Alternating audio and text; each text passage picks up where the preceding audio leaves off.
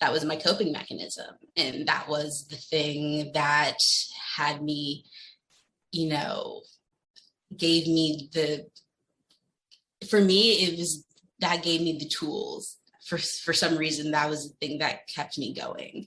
And I sound like a broken record now, but I don't know why. Now I know why, but at the time I didn't know why I couldn't find anything else, even though it was a maladaptive coping mechanism, but I didn't want to find anything else either because it worked. And the more I kept doing it, and I would do it on a weekly basis and a daily basis, and I got more and more into it, and I just couldn't stop. And I didn't want to stop either, which is why I never talked about it, because I didn't want anyone to make me stop. And I truly did love it. It really was an addiction for me. And I would just be damned if anyone would take it away from me.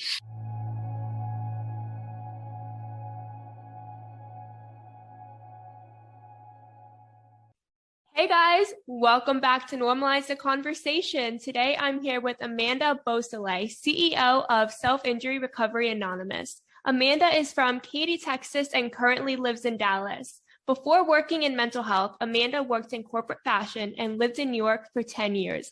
Wow. Amanda currently runs a nonprofit peer support group for people recovering from self-injury called Self-Injury Recovery Anonymous, where they have Zoom meetings 3 times a week with more on the way and members around the world. Amanda, thank you so much for joining me today. How are you really? I'm good. I'm a little tired and also a little nervous. I always get nervous before interviews. I don't know why, but I always just get a little nervous. I feel that. I'm the same way. And that's why I like pre-recorded. I hate live because I just get that anxiety. What if I say the wrong thing? Or what if I forget my story? What if I forget my name? I know. I'm like, how do I forget my own story? But sometimes I'm just like, wait, what is my story again? Right. Or how did I say it last time? Because what if I say it a little differently? Yeah. And also remembering the timeline. I was like, how old was I again when that happened? Yes. So before we begin our conversation on self-injury, for those who don't know, can you explain a little bit more about what self-injury is?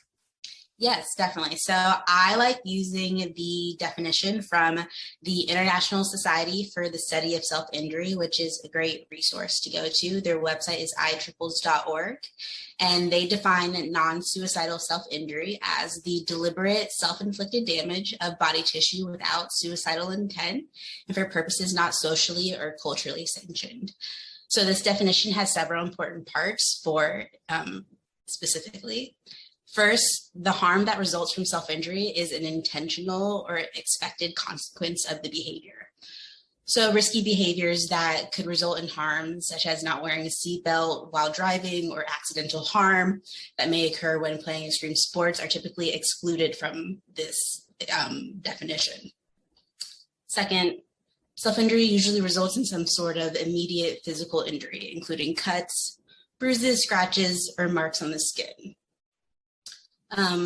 Third, self-injury is separate from suicidal thoughts and behaviors. And finally, see, I get nervous. I'm holding my breath and I'm like, breathe, Amanda. And finally, behaviors that might cause physical damage but are acceptable in our society or part of recognized culture, spiritual or religious ritual are not considered self-injury. For this reason, body modification, body piercing, or tattooing are not usually considered forms of self-injury. So that's the definition I like to go with. Also, non-suicidal self-injury is a mouthful, so I just say self-injury. Thank you so much for sharing that with us, because there are so many misconceptions on self-injury. People don't know what it is. A lot of times, like you said, people think it is a suicide attempt. It is not a suicide attempt. It is not only cutting. It is not only result in cuts on your arms. It is a lot broader than how the media has portrayed it. So a lot of people don't know. Right. And it can be burning, it can be skin picking, it can be scratching, it can be hair pulling, it can be ripping out your cuticles. There's so many, it's so complex, and there's so many different varieties of self-injury that you can engage in. And it's not just cutting, exactly like what the media depicts. That's the most popular one they depict the most. Exactly. And you've been such an incredible advocate for normalizing the conversation on self-injury. And you host this IGTV series called Understanding Us, where you have shared your story and you've brought other people on to share theirs. But for those listening who have not heard your story, can you tell us a little bit more about yourself and your experience with self-injury? Yes, and it's also on YouTube as well, Understanding Us. So because IGTV, I think it only lets you do 15 minutes, I think. So sometimes it goes a little bit longer, our episodes on YouTube as well. But I started Understanding Us because I started telling my story, and I wanted really to put a face to self-injury because it is so stigmatized, and just having people realize like anybody can self-injure, and it's just not stereotyped anymore, and starting to realize that like it can be anybody. And so I started with my own story, and I started cutting. That was my form of self-injury when I was 10. So I was in elementary school, and it actually didn't start with cutting. It started with scratching my face when I was in elementary. And then when I realized that the pain that I was feeling, like a relief, like a wash of relief came over me, and it like prevented me from crying, because I always saw crying as like a form of weakness, and I didn't want to be weak. I realized I kind of found like a loophole to emotions. And then when I realized, I was like, okay, well, I don't want to have scratches all over my face. Like, how can I keep doing this but hide it? And hiding is such a huge part of self-injury. So that's when I moved to cutting. And so I started cutting, and I started when I was about 10, 11, and then I didn't stop until I was about 24, so well out of college.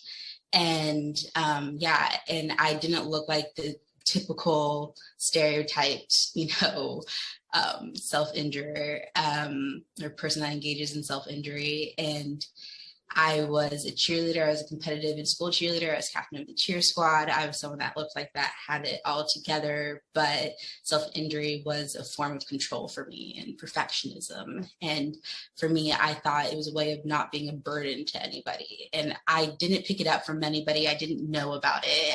At the time, I didn't know about it. As I got older, there are people on my cheer squad that I realized engaged in self-injury as well, but we never spoke about it. Like they probably saw my cuts too, but like none of us ever dared to talk about it, because we probably were scared that like one of us would. I don't know why we probably, it's such an isolated behavior and such addictive behavior that you just don't want to talk about it with other people, and you don't know how to talk about it either at the time. I mean, now I'm so used to talking about it, but at the time you don't even know what to say. And you're so scared if you do talk about it that it's going to be taken away from you. At least I was. That's why I never went to bring it up, because I was in therapy. I started going to therapy when I was 13, and I loved therapy, but I never talked about my cutting because I didn't want it taken away from me, because that was the thing that kept me going. I had 3 suicide attempts when I was younger, one when I was 13, one when I was 15 or 16, and then another one in college. And none of it was, I had 3 overdoses. So cutting for me was always the thing that kept me alive. Like I said, it's non-suicidal self-injury. So that was the thing that kept me alive. It kept me going. That was how I like put a smile on my face every day, because that was like my breath of fresh air in a way. That was my coping mechanism. And that was the thing that had me, gave me for me, it was that gave me the tools. For some reason, that was the thing that kept me going. And I sound like a broken record now, but I don't know why. Now I know why, but at the time I didn't know why I couldn't find anything else, even though it was a maladaptive coping mechanism. But I didn't want to find anything else either, because it worked. And the more I kept doing it, and I would do it on a weekly basis and a daily basis, and I got more and more into it, and I just like couldn't stop. And I didn't want to stop either, which is why I never talked about it, because I didn't want anyone to make me stop. And I truly did love it. It really was an addiction for me. And I would just be damned if anyone would take it away from me. And it was the thing that made me want to stay alive in a weird way at the time. Thank you so much for sharing all of that with vulnerability, because when we talk about self-injury, we tend to kind of go around it and kind of maybe dip our toes in the conversation, but we don't jump in. We don't explain how it's so addictive, how it is a sense of control, how you didn't look like someone who would engage in self-injury. I don't know what the look is that everyone says you don't look like that look, but you presented as someone who had it all together. So to be kind of dealing with this on your own in secret, and maybe even knowing that other girls were too and they knew you were, and yet still didn't have that conversation, is so powerful into what it's like to be someone who does engage in self-injury. And when we first spoke, we talked about this, how I was the same way, that feeling of control and being a competitive cheerleader and having to hide it so it wouldn't show with your uniform. Yeah. And people don't realize there's this misconception that it's all for attention and someone who self-injures is looking for attention, but people don't realize how hard it is to go, how do I hide it now? And like you said, with the scratches on your face, you didn't want the scratches on your face anymore. I think that is one of the most powerful points of talking about self-injury, is the fact that it's not for attention. It's genuinely this addictive sense of control that keeps you alive, that at least I'm still trying, at least I'm still going. Exactly. And, you go through great lengths to hide it so you can keep going and you can keep that. And it's an odd form of intimacy as well. Because it is a very isolating behavior, and it's something that you're going to keep to yourself, and that you're going to hide, and you're going to go to great lengths to hide it and to make sure that it's only for yourself. And when people see it, you're going to come up with some type of excuse. And I don't know why I could never come up with good lies either. I would always say to myself, like, how have I not come up with a good lie yet? I would always come up with the worst lies for it. And I was just like, I've been at this for years and I've not come up with a good lie yet. I always would just be like a deer in headlights when people would stop me or grab my arm or touch my scars or my wounds or something, because it would always catch me off guard. And that's something I would always kind of laugh to myself about, in a weird way. I'd just be like, how have I not come up with a good lie about this yet? And I'd always talk to, now in recovery, talk to other people that engaged in self-injury. They'd be like, I cannot come up with good lies about this. I was like, I know, it was the one thing I just could not do. I wasn't honest about it. I just would just be like, I don't know, and just kind of run away from it. Yeah, it's hard because you don't expect anyone to see it and to ask you, because the whole point is you're hiding it, you're doing it alone in private. And then when someone sees it, you don't know what to say because that moment was never going to happen in your head. Right. Yeah, it was never going to happen, even though it's happened over and over again, but you still think, okay, well, that's going to be the last time, even though you know it's not going to be, but somehow you lie to yourself and say it's going to be the last time because you think you're going to stop. You hope you're going to stop, even though you kind of know a part of you wants to stop, even though a part of you doesn't want to stop. And it's that tug of war with yourself. You're like, am I going to stop? Am I not going to stop? I kind of want to stop, but I kind of don't want to stop. And it's that. And that's where you feel like an addict because you don't know which one's going to win that day. Exactly. And you mentioned you started self-injury when you were 10 years old and you didn't stop until you were 24. So how long did it take you to reach out to help? Did you reach out for the first time about the self-injury at 24 or did that happen before? So I reached out, I started going to peer support when I was 22. So I had just graduated college, so 22. So it took me a few years in the program to fully recover because I had relapsed. And then finally was able to fully recover. So at the time it was called Self-Mutilators Anonymous SMA, and we just recently changed our name to Self-Injury Recovery Anonymous. But it's still the same peer support group, same structure and everything. We just simply changed our name to go with, be up to date with the medical field and what they call self-injury today, because the peer support group started in 1986. So back then, the field called self-injury self-mutilation, and now they call it self-injury. So we're just trying to keep up with the times now. But I started going in 2014, which is when I graduated college. And that was when I realized I needed help, because I was like, wow, over a decade has passed, and this is the one thing I haven't kicked. I've gotten help with everything else with mental health, and I've had a great support group, and I have great doctors, and I've gone on medication for my mental health issues, and I have a great support network. But yet cutting's the one thing I haven't kicked. Like, why haven't I kicked this? And like, God forbid another 10 plus years go by and I, have kids and have a husband, and like, what if my kids walk in on me and I'm cutting myself? And what if they pick that up and they think that's a way to deal with your emotions? Like, that's something I would never be able to forgive myself for. And that was really just like having that flash forward of thinking, and that scared me. And that's something I would never be able to forgive myself for. And so that thought just kind of scared me into getting help. And I didn't even know what to type into the computer. I was like, what do I even call this? I didn't even know what to look up.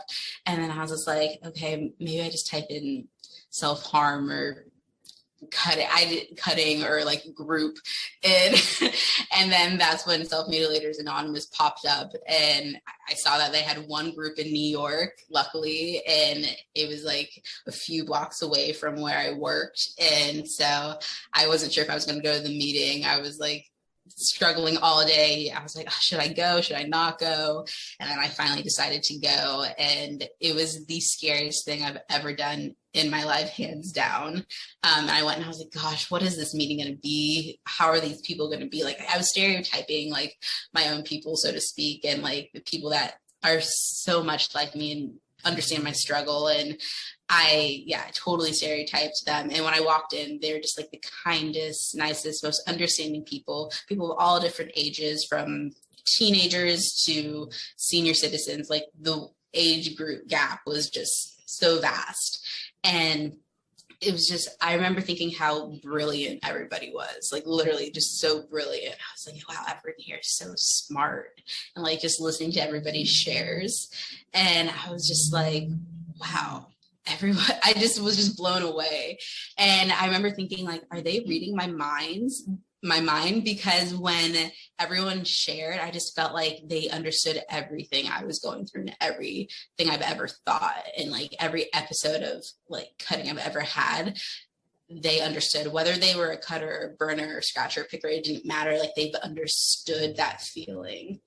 And I was like, I've never been in a room like this before in my life. And it totally just changed the game for me. And I remember leaving that room, and I remember it was a winter, really cold New York day, and it was snowing. And I called my family on the conference call. I called my dad, my mom, my sister, and brother-in-law. I had them all on a conference call and told them where I just went, because I didn't tell anyone where I went just in case I backed out. So I didn't want to tell anybody.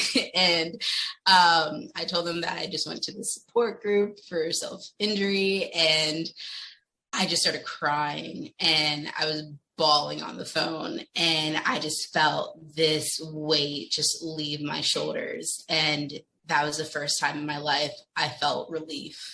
And it was the first time in my life I realized I was going to be okay. And I'm getting checked up. I realized that I didn't realize how much self-injury had weighed me down for so long until that moment when I felt it leave. And it was because of that group, and it was because of peer support, and it was because of all those people in the room just being able to share their story and being so honest and having so much compassion and just being kind, and being able to listen to their struggles and being able to share my story. And I've been going ever since. And now I've been clean for 5 years. Congratulations on 5 years. That is amazing. The strength you showed that day that you started Googling, and then the strength you showed the day you showed up for the first time and you listened, and then you spoke over and over again. So much strength. And you mentioned so many amazing points. One I really want to touch on is you talked about how in 2014, it was the first time you went, and it took 2 years before you got to the point without any more relapses. People don't realize that just because you relapse doesn't mean you can't recover. You can't get there. Yeah, relapsing so is part of it. Exactly, it's part of recovery. And then you also talked about how listening to people, you felt understood. I don't think anyone understands the power of when you open up and someone else hears you. And for the first time, they finally feel like they aren't alone. Yeah, people don't realize, like in our literature says, like, even if you don't want to share, that's okay. Be an active listener. Listening is so powerful, and you never know what you're going to gain from just listening in the group. I gained so much from just listening. Even I don't always share in group. Some days I just don't feel like sharing, or I don't feel like I have anything to share, and that's okay. Like, I never know what I'm going to pick up from just listening to everybody's shares that day. So there's so much power in just listening. Exactly. So how many times going to the meetings did it take for you to finally open up and share your story?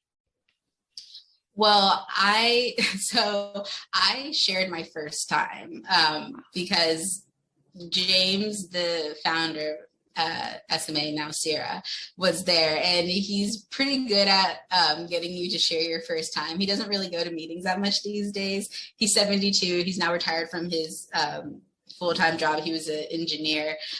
So now he's just enjoying his life with his retired life with his wife. But he still attends meetings sometimes, but doesn't come as often. He carried it for 35 years. So I think he definitely deserves a break. But he's pretty good at getting you to share your first time. And I think it's good to just rip the Band-Aid off, honestly, else it's just going to like fester. So yeah, he got me to share my first time. So I was pretty lucky that I had him there, like in my corner, that he was just like, just do it. That is amazing to have someone there who makes you feel comfortable enough to open up and makes you want to open up. But I'm really interested, what inspired you to go from sharing in support group to sharing publicly and having these conversations with other people?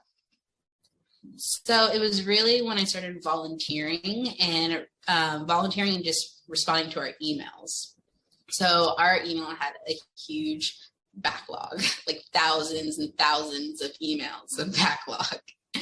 And it was from people around the world. It was from people that just needed help, but also doctors and universities, therapists, and just kind of anyone and everyone that you could imagine, because there was really no one like us around, and especially for the amount of time we've been around. And so I was just reading them, and I was just like shocked, really. And also people from prison emailing us as well.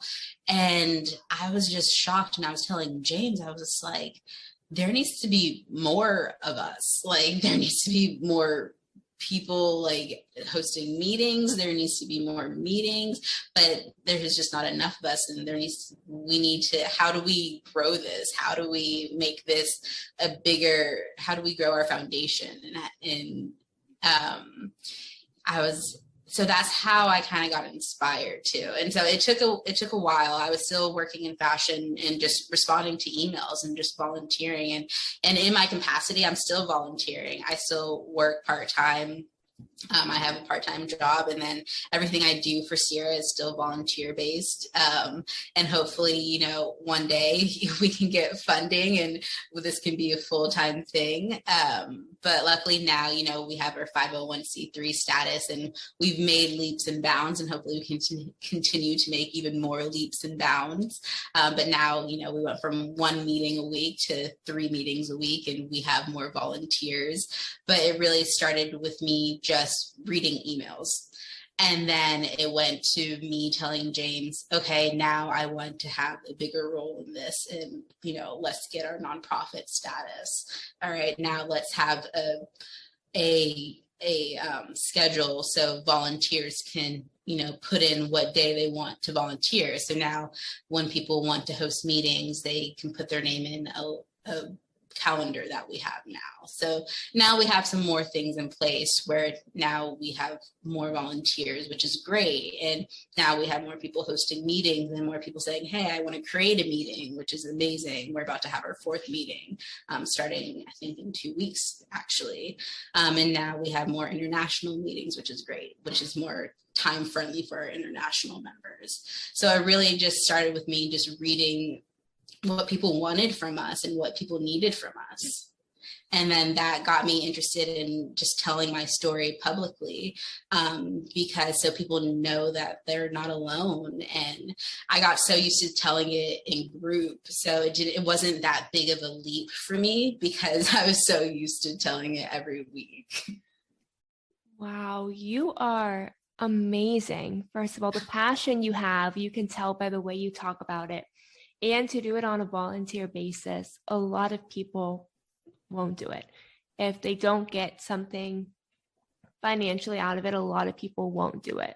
So for you to be someone who just genuinely wants to help, who saw how many people were struggling and recognized how important this need is and how much you want to be a part of growing this support group that actually gives people a chance to be seen and feel understood so that they can begin recovery from a place of community instead of feeling isolated. And you're offering that to them. And that's amazing. I hope you genuinely know you are, and the work you're doing is amazing. Thank you. I appreciate that. I really do. So let's play a game because there are so many myths and misconceptions about self-injury. So It's going to be called Myth or Fact. And I'm going to share a statement about self-injury that I hear all the time. And I would like you to call it a myth or a fact and explain why. Okay. All right. So we talked about this a little bit in the beginning, but when someone engages in self-injury, they are attempting suicide. That is a myth. The clinical term is non-suicidal self-injury. So it is a maladaptive coping mechanism. So usually when you're dealing with intense negative emotions, that is why someone is engaging in self-injury. But it is non-suicidal self-injury. So you are not attempting suicide. Cutting is the only form of self-injury. That is a myth. There are many forms of self-injury. Cutting is just one of the forms of self-injury. Not everyone who self-injures does it repeatedly. Self-injury can be done once, occasionally, or repeatedly. Everyone is different. So some people have engaged just once. Other people, it is periodically, it ebbs and flows. Some people, it is a daily thing. Other people, it's a monthly thing. Some people, it may, like the mean age is around 13, and then they may do it for a few months, and then it may peak again around 20 and come back around 20 years old, and then it may stop again. So like I say, it may ebb and flow for some people. So everybody's really different. Only teenage girls engage in self-injury. That is a myth. I love telling the origin story of our peer support group because it was started by 2 middle-aged men. James, who I spoke about, our founder, is one of them. And then Shelly, who passed away before I started attending peer support group. But they were both in their 40s in 1986 when they started the group. Wow.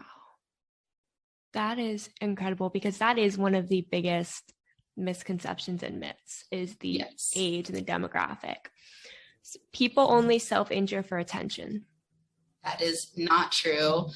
Most people do not do it for attention. But I say if you are doing it for attention, then we should give them the attention, because if you are going to that grade of length, then let's give them the attention, because you shouldn't be self-injuring for any reason at all. Yes. Self-injury is often about coping with emotional pain rather than inflicting physical pain.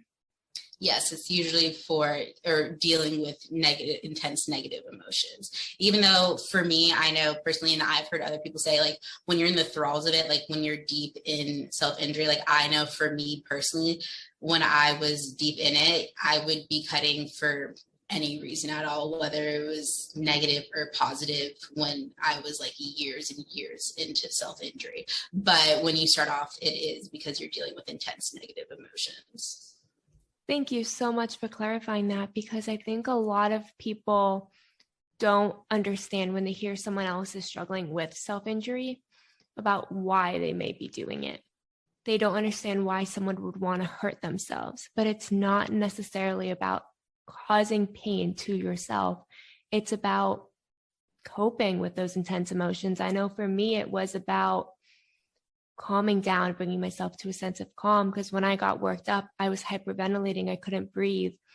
I couldn't move. I was just on the floor screaming, and it was the only way to kind of numb myself. Right. And like everybody gravitates towards it for different reasons, whether it's control, perfectionism, calming down. So I always say, like, don't assume why somebody engages in self-injury, because there's so many reasons why we're going towards it so we can cope with our emotions, but the motivation, it can be so many different reasons for the motivation, even though it is to cope with our emotion. Self-injury is a phase that everyone grows out of naturally.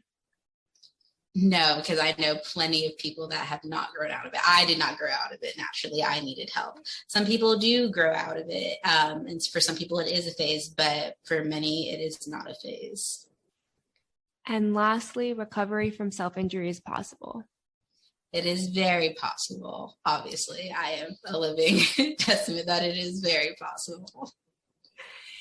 You have been so amazing so far, and debunking these myths is huge, and you're playing a huge role in normalizing the conversation on self-injury. With your IGTV and YouTube series, with having these conversations, with engaging in the support groups, by showing up constantly, you are helping to normalize the conversation. So now for other people who have never engaged in a conversation about it, and maybe they've seen a loved one who is struggling with self-injury and they don't know what to say, what are some ways an outsider can learn how to provide that support that someone who is struggling needs? I think just always go into it with compassion. Don't assume. And also don't ever, make it seem like that's their identity. Never refer to them as a cutter or a burner. I always say, like, they may engage in self-injury, but they are not their behavior. We are many things. And also when you are in it, it may feel like your identity. I know it felt like my identity when I was in it, and I truly believed it was my identity. If you were to ask me back then, like, what is one thing about me, I probably wouldn't have admitted it, but in my head I would have said, I'm a cutter, because I would have believed that, even though it wasn't true, but I believed that. So I think it's really important not to lead with that or believe that, or let that person believe that that is their identity, because it's not true. And not to assume also that they are engaging in self-injury. Let them tell their own story, I think is really important. And also don't ask to see their wounds or scars, because it's very invasive, and do not touch their wounds or scars, because that's also very invasive. So I think the biggest thing is, it's okay not to have the answers, and it's okay if you don't have advice for them. I think the biggest thing is just to be a lending ear, and just to say that you're there to be supportive and to be compassionate. I think that's the biggest thing. Yes, I completely agree. Listening let them feel heard, let them have a space if they want to talk about it. Or if they don't want to talk about it, don't force them and push it on them. When they're ready, they will talk about it. And Exactly. if you genuinely don't know what to say and you are not comfortable being there and providing that support, reach out to someone who can be. Don't put yourself in a situation that you're not ready for either, because it's not going to help you. It's not going to help them. And I'd say another thing is don't give them ultimatums. Don't say like, if you don't stop doing this, then you can't go to the game tonight, or you can't, get your driver's license, or you can't do this, because that's not fair. They're already punishing themselves. So punishing them more is not going to help. Exactly. And then it's just adding more conflict into it. It is not something easy to deal with. Don't assume that you can just help someone suddenly snap out of it. Exactly. It's a long road and it's going to take time. So just let them know that you're going to be with them on their journey on the long road, and it's going to take time. And just let them know that you're going to be with them by their side and that they're not alone, because they already feel very alone. And it's a very isolating behavior. So let them know that they have somebody in their corner on their team. Exactly. And now on the other side of that, what advice could you offer someone who is engaging in self-injury and they want to reach out, but they don't know where to start, whether it's to a loved one, a peer support group, opening up on social media? What advice could you have for them? I would say they could go to our website, thesira.org, so thesira.org. And if they go to our homepage, it has our Zoom meeting ID, and then they can email us for the passcode. I think peer support group is great personally, because then you're in a room with people that get you. You don't have to explain anything. You are amongst your own, and you don't have to talk if you don't want to either. You can just listen and see if it's for you. So I think that's always a great place to start. I think therapy is always great as well. And then maybe confiding in a friend or your parents, if you're comfortable, is great as well. And if you just want to say, hey, this is what I'm doing, but I'm safe, I'm getting help, or I want to get help. And maybe that's why going to a peer support group first is great, or going to a therapist, or if you're already in therapy, and telling your therapist first, and then maybe telling your loved one. So then you can say, I am seeking help, or I have already sought help, so they know that you're safe. Because really all your loved ones want to know and want to help you with and want to make sure is that you're safe and that you're healthy and that you have a support team around you, and they want to be part of that support team. Exactly. And if you're listening and you can't get to a support group, you can't get to therapy, you don't know where to go, there are crisis lines. Please write this down: National Suicide Prevention Lifeline, 1-800-273-8255. Crisis text line, text 741-741. There are so many different options out there, and whether it's SIRA or one of the crisis resources, or a therapist or a loved one, they will be there for you. Amanda, thank you so much for joining me today. You are amazing. There's no other word. Thank you so much. Thank you for having me. I really appreciate it. I'm in awe of you as well. So I loved being on today, and thank you so much for having this conversation with me.